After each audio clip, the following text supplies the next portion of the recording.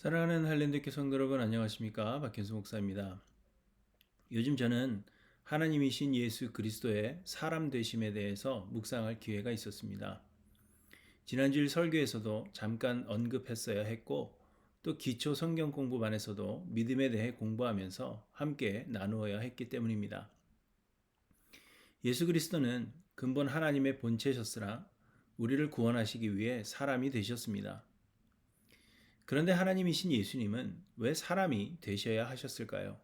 여러분은 그 이유를 아십니까? 사람들은 모두 죄인입니다. 그런데 성경은 죄의 삭시 사망이라고 하셨습니다. 이것은 하나님께서 정하신 법칙입니다. 곧 죄를 지은 자들은 누구나 죽음으로써 그 죄값을 치러야 한다는 것입니다. 그래서 죄를 지은 우리들은 모두 죽어야 합니다. 이는 육체의 죽음뿐만이 아니라 하나님과의 영원한 교제의 단절과 영원한 형벌을 의미하는 것입니다. 하지만 우리의 죄값을 대신할 대속제물이 있다면 우리는 죽지 않아도 될 것입니다. 그렇지만 안타깝게도 세상에는 우리의 죄를 대속할 그 무엇도 존재하지 않습니다. 우리의 선한 행위가 구원에 이르게 하지 못하는 이유는 죄의 삭슨 사망이요 죽음으로만 죄값을 치를 수 있기 때문입니다. 과거에는 짐승을 죽여 제사함으로 죄값을 대속했지만 동물의 가치 때문에 이는 일시적인 대속밖에는 되지 못합니다. 그렇다면 사람만이 사람과 동일한 가치를 가지기 때문에 다른 사람이 대속제물이 되어 주어야 하지만 안타깝게도 세상 모든 사람이 죄인인지라 다른 누군가의 죄를 대신할 수 없습니다. 결국 세상에는 우리의 죄를 대속할 만한 것이나 사람이 없다는 것입니다. 그래서 하나님이신 예수님께서 직접 세상에 오심으로 우리의 죄를 대속하시기로 하셨습니다. 예수님은 하나님이시기에 죄가 없으시기 때문입니다. 뿐만 아니라 예수님은 온 세상의 주인 되시는 하나님의 아들이시기 때문에 하나님 아들의 흘리신 보혈은 모든 세대, 모든 인류의 죄를 사하시기에 그 가치가 충분하고도 남는다고 했습니다. 그래서 하나님이신 예수님은 세상에 오셨습니다. 이 예수님께서 세상에 오시되 동정녀의 몸에서 나신 이유는 예수님은 비록 세상에 오셨어도 하나님으로서의 신성을 가지셔야 했기 때문입니다. 말씀드린 대로 예수님은 하나님이시기에 죄가 없으시며 그래서 우리의 죄를 대속하실 수 있고 또 하나님이시기 때문에 온 인류의 죄를 사하실 가치가 있으시다 했습니다.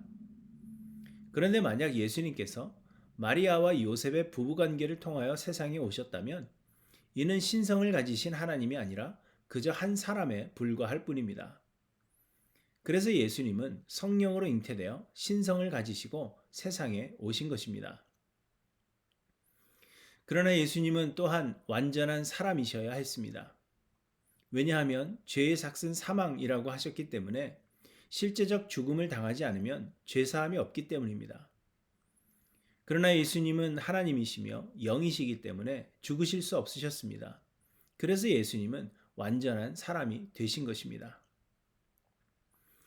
하나님이 사람이 되신다는 것, 그것도 죄인을 구원하시기 위해서 하늘의 모든 영광을 뒤로한 채 사람이 되신다는 것은 정말 놀라운 은혜가 아닐 수 없습니다.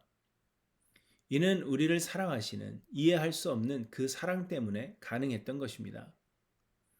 하나님은 우리를 그렇게 사랑하십니다. 이는 우리에게 사랑받을 만한 가치가 있어서가 아니라 그저 이해할 수 없는 놀라운 사랑입니다. 이 사랑 베푸신 하나님과 예수 그리스도를 우리가 열심으로 찬양하며 삶을 들여 순종하는 것이 마땅한 것입니다. 그러나 본래 하나님의 본체이신 분이 하나님으로서의 모든 능력을 버리시고 완전한 인간이 되신다는 것이 결코 쉽지 않으셨을 것입니다. 우리도 마찬가지 아닙니까? 우리도 새로운 환경에 적응하고 새로운 신분을 가진다는 것은 어려운 일입니다. 목사들이 새로운 교회에 부임하게 되면 설교할 때에든지 또 사람들과 대화할 때 과거 교회의 이름을 부르는 그러한 경우들이 많습니다. 쉽게 마음과 생각을 바꾸는 것이 쉽지 않기 때문입니다. 그런데 우리 예수님은 영원 전부터 하나님이셨습니다. 그런 하나님께서 모든 영광과 능력을 버리신다는 것이 결코 쉽지 않으셨을 것이 분명합니다. 그래서 예수님은 30년을 완전한 사람으로 사셨습니다. 아기 예수로 오셔서 30년을 사시는 동안 하나님으로서의 모든 능력을 버리시고 성령에 온전히 의존하시는 완전한 사람이 되신 것입니다. 그리고는 사역을 시작하시기 전 성령에게 이끌려 마귀에게 시험을 받으러 광야에 가셨습니다. 그리고 40일을 밤낮으로 금식하신 후에 마귀의 시험을 받으셨습니다. 예수님께서 시험 받으신 내용을 보면 첫째는 돌들로 떡을 만들어 먹으라는 것이고, 둘째는 성전에서 뛰어내려 하나님께서 그의 사자들을 명하사 다치지 않게 하라는 것이며, 셋째는 사탄에게 경배하여 천하 만국을 얻으라는 것이었습니다. 그런데 이 시험의 핵심은 하나님의 아들로서의 능력을 보이라는 것이었습니다.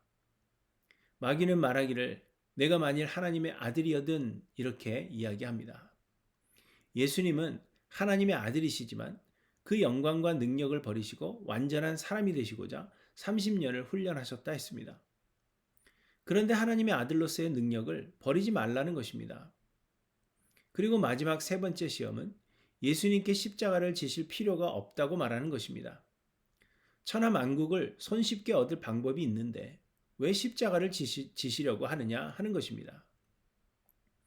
그러나 예수님은 이 마귀의 모든 시험을 이기셨습니다.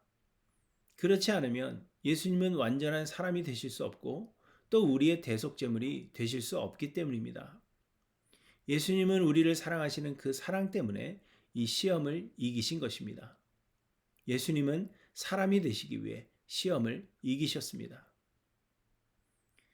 그렇다면 여러분, 우리는 우리를 구원하시기 위해 완전한 인간이 되시고자 세상에 오시고 모든 시험을 이기신 예수 그리스도의 그 사랑에 감사하며 그 사랑에 합당한 찬양과 영광과 예배를 올려드리는 것이 마땅합니다.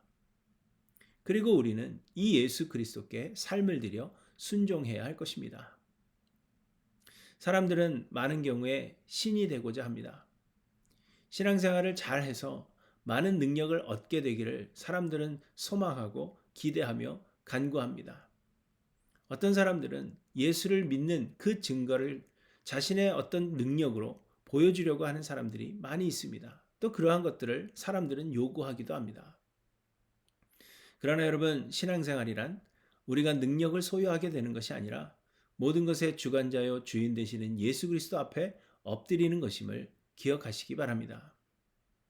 예수님은 우리를 사랑하사 완전한 인간이 되셨습니다.